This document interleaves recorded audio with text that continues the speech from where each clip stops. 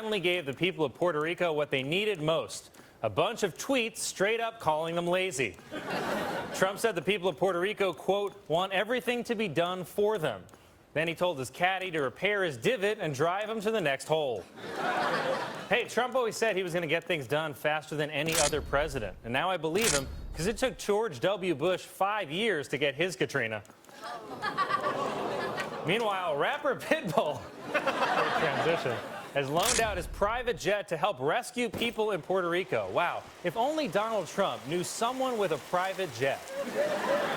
How is the President of the United States worse at humanitarian aid than Pitbull?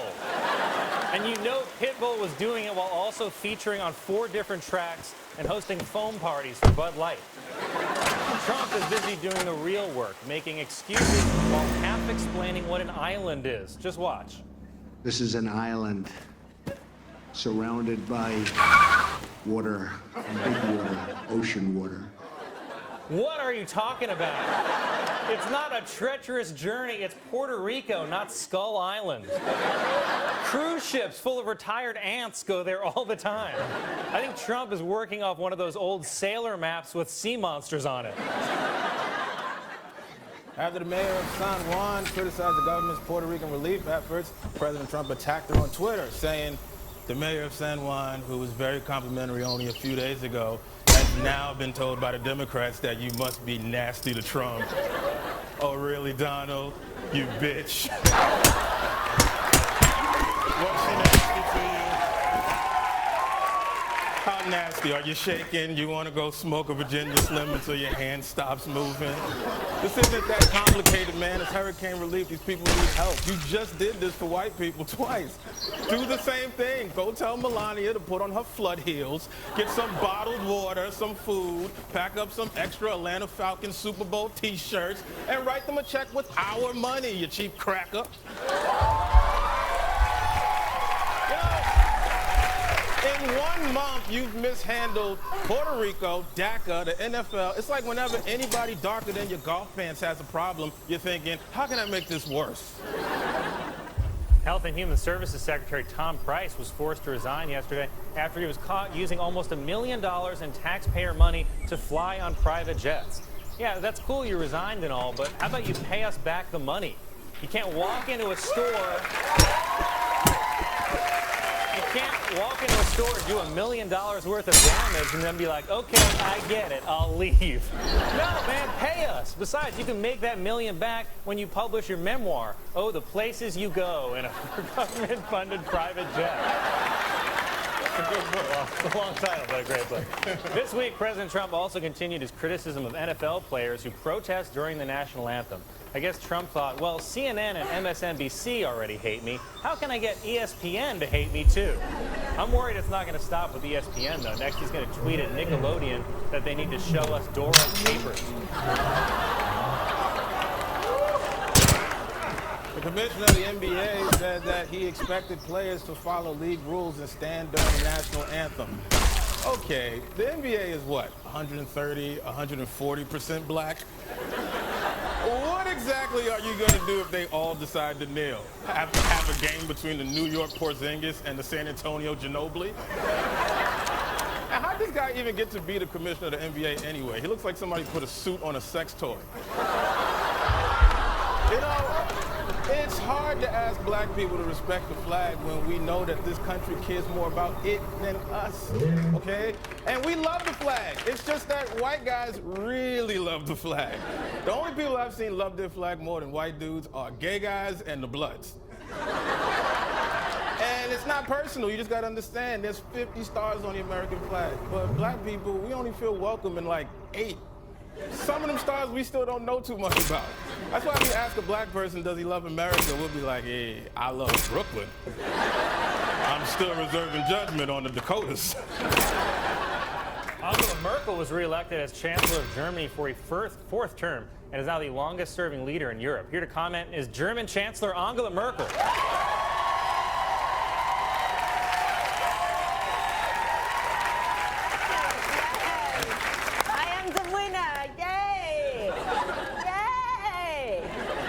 Are you happy that you won?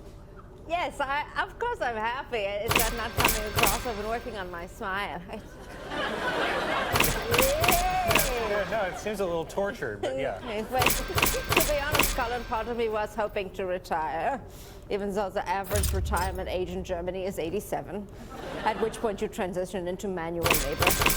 Also, my victory was a bit bittersweet because the far right party won seats in our parliament for the first time since, you know.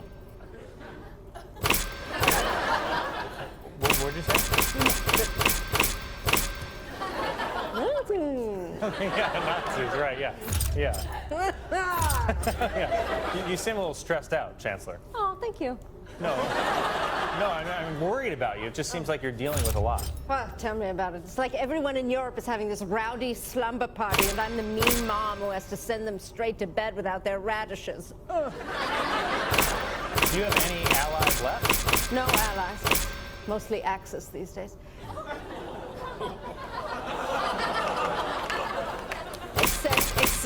Except for that French hunk, Macron. Ooh la la. Baguette me some diaphragms, and I think of him and I'm like, Obama, ooh. Yeah. Is it working? Am I making you jealous? Okay. I can tell you're still a little hung up on President Obama. I know, I must accept that it's over and move on, so I decided to get rid of everything in my house that reminds me of a love letter that I wrote to him, but never sent. To whom it may concern. I respect you. Tepid regards, Merkel. A CD I made for you, but was too shy to give you. It's a mix of all the songs by Creed. A picture of us at the D20 summit. I was cold, and you let me borrow your jacket. Turns out we were wearing the same suit.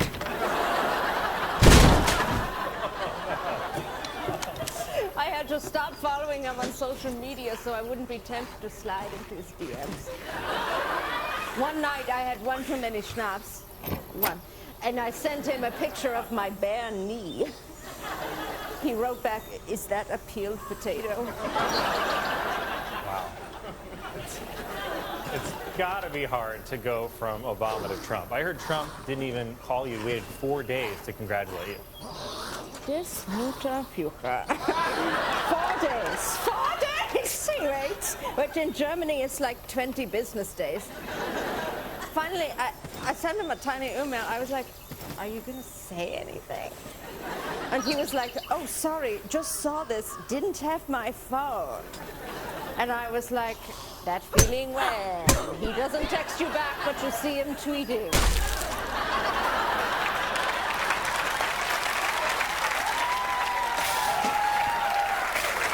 Well, Chancellor, I hope you find some time, relax, and have fun. I mean, Halloween's right around the corner. Yes, I already know what my costume will be. I'll be going as slutty Angela Merkel. That's me, but with a hat. Angela Merkel, everyone.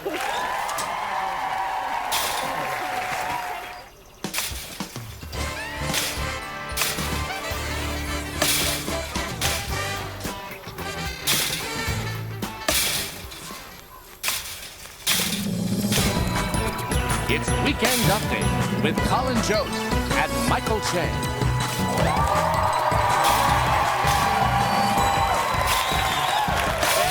Thank you. Good evening, everyone. Welcome to Weekend Update. I'm Michael Che. And I'm Colin Jost.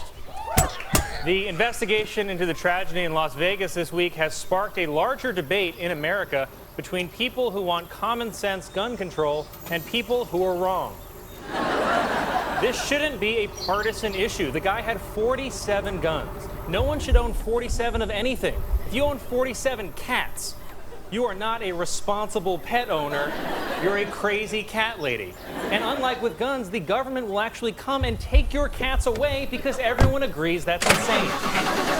Also, this guy bought 33 of his guns in the past year, and that didn't set off any kind of alert. If I buy $100 worth of Chick-fil-A, I get a text message from my bank that says, "Did you just purchase $100 worth of Chick-fil-A? Please, Colin, tell us this is fraud." How is no one keeping track of how many